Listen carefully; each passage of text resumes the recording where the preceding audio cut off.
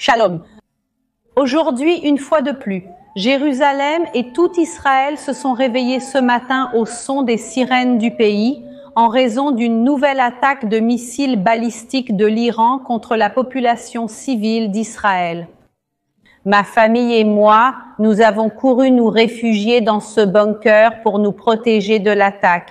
Ce que je voudrais faire aujourd'hui avec vous, c'est vous montrer notre réalité, vous montrer les détails de notre refuge et vous expliquer ce qui se passe réellement dans cette guerre et surtout pourquoi elle a lieu en ce moment. Alors, si vous êtes prêts, commençons. Ce bunker, nous sommes maintenant dans mon immeuble, j'habite 2 étages au-dessus et ici, c'est le bunker classique des immeubles en Israël, en fait des immeubles un peu plus anciens.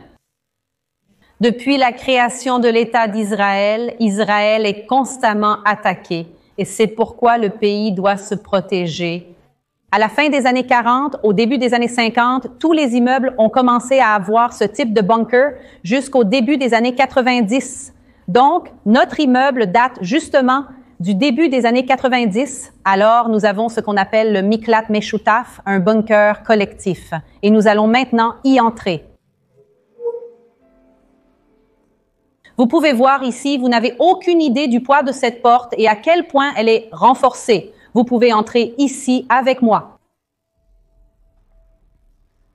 Donc, justement, l'idée de ce bunker, c'est que lorsque les sirènes retentissent, malheureusement, cela arrive depuis le 7 octobre, cela arrive en réalité, on entre ici. Et on se ferme ici à l'intérieur du bunker. Ceci est conçu pour résister à de grandes attaques. Donc la porte, comme on l'a déjà vu, c'est une porte contre les impacts électricité de France, même si le missile ne tombe pas exactement ici, mais tombe à proximité. Très souvent, l'impact, cette onde de choc, peut causer de très gros dégâts et des pertes humaines. Donc, ceci est une porte anti-impact et tout le bunker est fait de béton renforcé, ce qu'on appelle du béton armé. Selon la réglementation israélienne, le minimum est de 30 cm, mais ici, vous pouvez voir, les amis, que mon bunker est bien plus épais que 30 cm. Il est considéré, selon les normes israéliennes, comme vraiment très renforcé pour un bunker d'immeuble. Ce n'est pas un bunker public de la mairie. Et ici, ceux qui entrent au moment des sirènes, c'est notre famille, tous nos voisins, évidemment, et il y a aussi d'autres personnes dans la rue qui passent et veulent entrer, bien sûr. Tout le monde dans l'immeuble va aussi ouvrir les portes pour les accueillir. L'endroit n'est pas le plus glamour. Vous pouvez voir qu'esthétiquement, il est très, très simple, mais il a été conçu pour protéger des vies. Des milliards de dollars sont investis chaque année en Israël, aussi bien par le secteur privé que par le secteur public, pour protéger la population. Ce n'est pas évident qu'un immeuble résidentiel à Jérusalem doive avoir tout cela, mais malheureusement, c'est notre réalité. Alors, laissez-moi vous montrer un peu ce que nous avons. Nous avons ici des toilettes, justement parce qu'on ne sait pas combien de temps il faudra rester ici dans le bunker, et c'est pour cela que nous avons des toilettes, 2 en réalité. Il y a celle-ci et celle d'à côté. Nous avons ici une radio très simple, mais qui est importante parce qu'ici à l'intérieur, il n'y a pas de signal Internet, il n'y a pas de réseau téléphonique. Donc ici, au moment où tu entres dans le bunker et que tu fermes la porte, tu es déconnecté. Donc tu dois utiliser d'autres techniques pour communiquer avec le monde extérieur et pour comprendre ce qui se passe. Et c'est justement pour ça qu'il y a ici la radio. Et donc, quand la sirène retentit, tous les voisins entrent, ferment la porte et on fait vraiment silence pour pouvoir écouter ce qui se passe à la radio. Ici aussi, les voisins ont leur sac avec de la nourriture, des collations. C'est surtout important pour les enfants. Alors ici, il y a des petits jouets, des petits camions. Ici, c'est une valise pleine de Barbies aussi pour les filles de l'immeuble.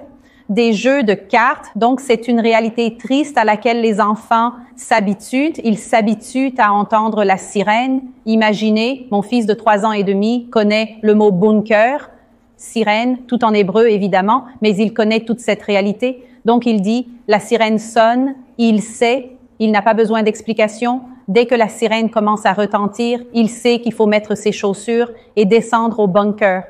Et là, on étale un tapis par terre qui est rangé dans le coin. On sort les jouets, ils jouent, ils prennent un goûter. On essaye de garder le plus de normalité possible, même en temps de guerre. Mais on vit dans une réalité où, dans le bunker de notre immeuble, on doit avoir des jouets pour les enfants et juste à côté des jouets, il y a des masques à gaz. Ces masques à gaz, vous pouvez voir qu'ils sont bien poussiéreux, ils ne sont pas utilisés, mais dans les années 90, pendant la guerre du Golfe, Israël a commencé à être attaqué par l'Irak et il y avait donc une peur des attaques avec des armes chimiques. Le gouvernement a alors distribué des masques à gaz à la population. Donc certains voisins ont apporté leurs masques à gaz et les ont laissés ici. Moi aussi, j'ai les miennes dans mon appartement, mais elles sont là-haut. Je ne les ai pas apportées ici. Parce qu'en réalité, on n'a pas besoin de masques à gaz à cause des filtres. Laissez-moi éteindre ça un instant. Ça, les amis, ça, c'est un filtre qui en hébreu s'appelle abak. Ceci est un filtre pour se protéger contre les armes de destruction massive. A, c'est pour atomique, B pour biologique et K, en réalité, serait pour chimique. Ceci protège contre les attaques atomiques, chimiques et biologiques.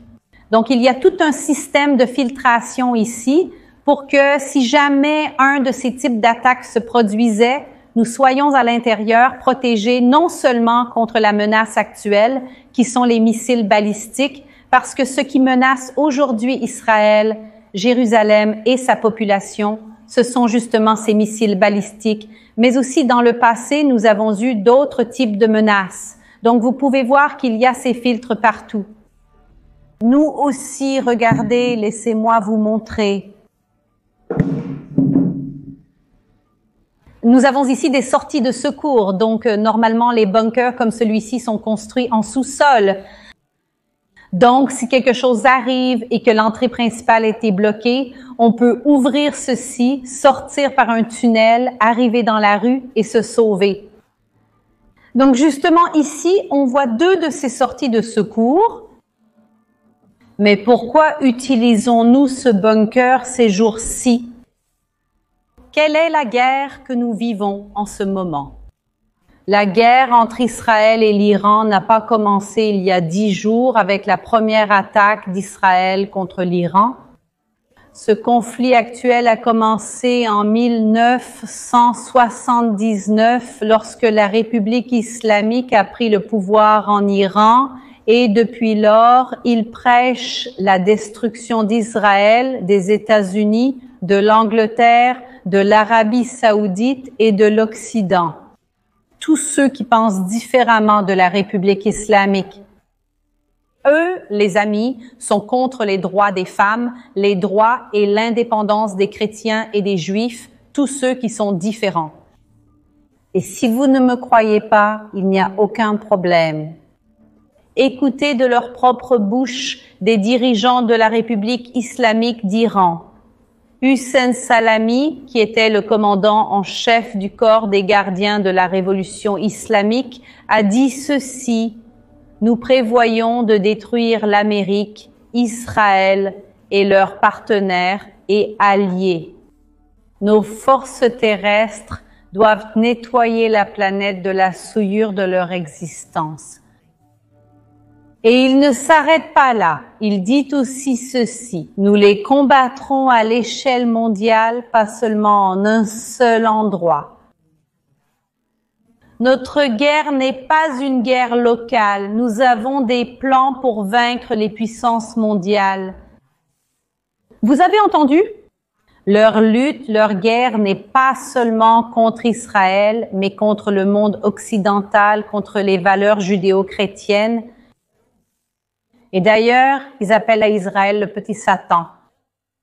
Vous savez, pour eux, qui est le grand Satan? Les États-Unis. Et c'est pour ça qu'on doit écouter ce qui sort de leur bouche, parce qu'ils ne mentent pas. Ce qui se passe, c'est que les médias ne transmettent pas toujours toute la vérité ou essaient de réinterpréter. Les gens ne savent pas interpréter. Écoutez de leur propre bouche, il y a 7 ans, ce qui s'est passé au Parlement iranien, bien avant que la guerre actuelle n'ait officiellement commencé. Écoutez ce qu'ils ont fait et ce qu'ils ont dit.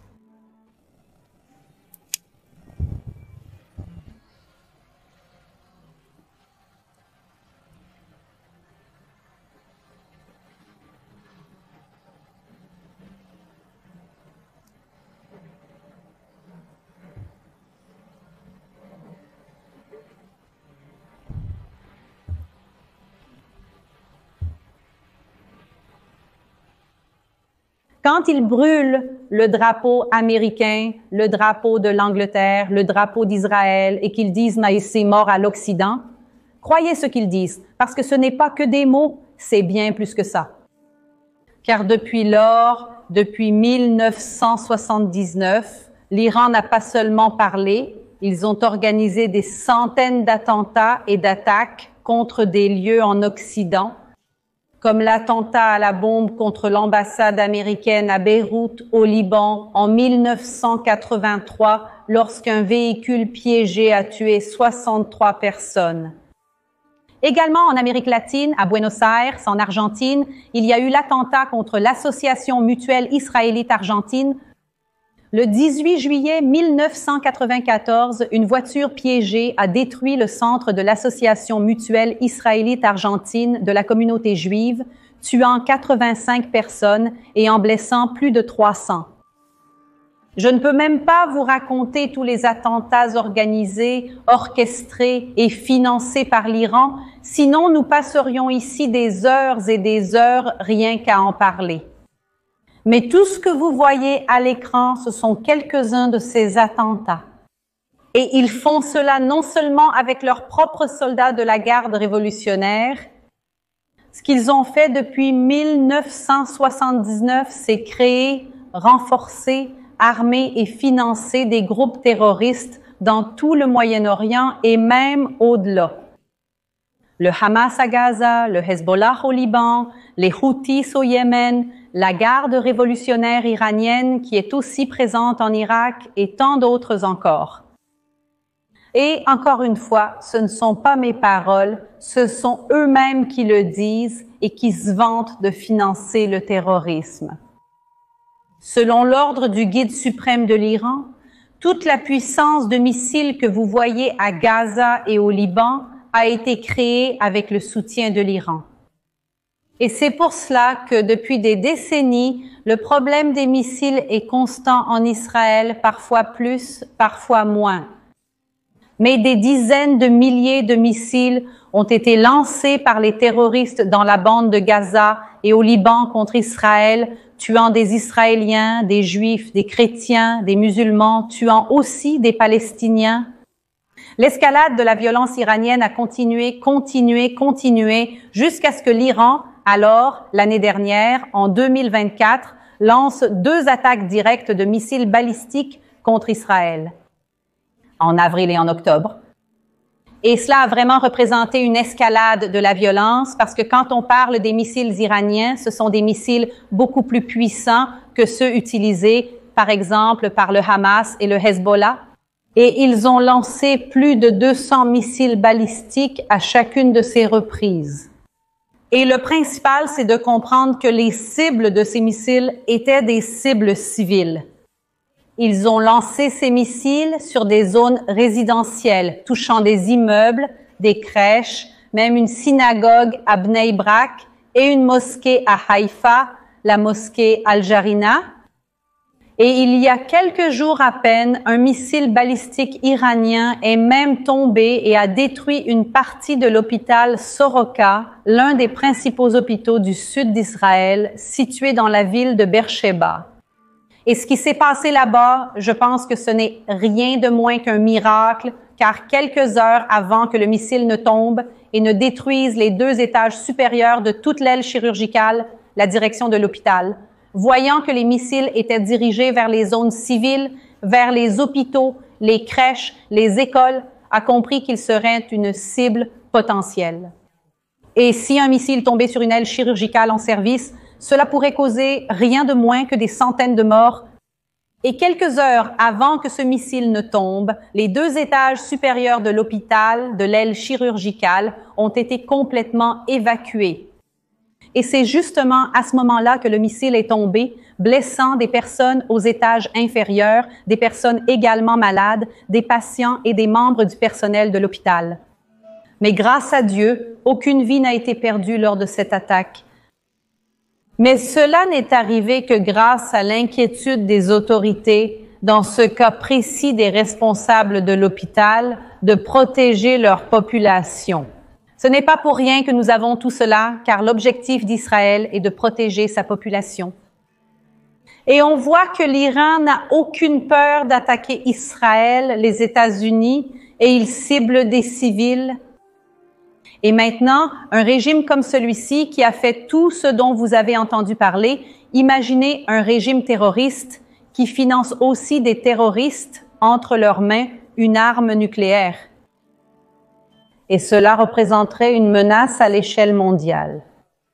À cause de cette menace nucléaire, Israël a attaqué l'Iran il y a 10 jours, une fois de plus, en se concentrant sur des cibles nucléaires et militaires.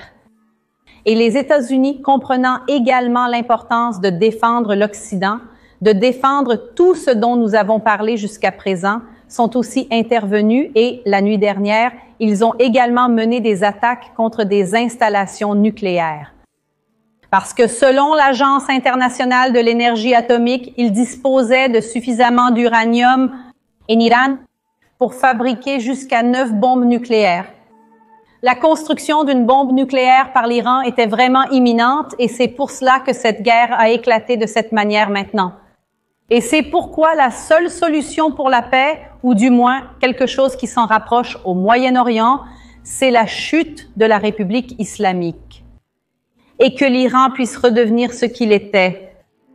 L'Iran, en tant que population, est ami d'Israël. C'est difficile à imaginer avec ce qui se passe de nos jours, mais jusqu'en 1979, il y avait des vols directs, quotidiens, entre Téhéran et Tel Aviv. Des gens d'Iran venaient passer leurs vacances ici en Israël. Des Israéliens voyageaient à Téhéran. Nous parlons de 250 000 Iraniens vivant en Israël de nos jours. 250 000 Iraniens vivent en Israël de nos jours. Une population de 10 millions de personnes. Les populations sont amies et sont sœurs.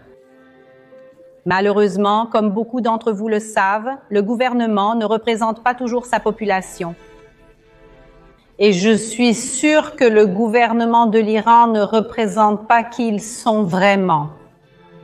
Et même quand on regarde les statistiques, on voit qu'ils ont un taux d'échec moyen de 80%.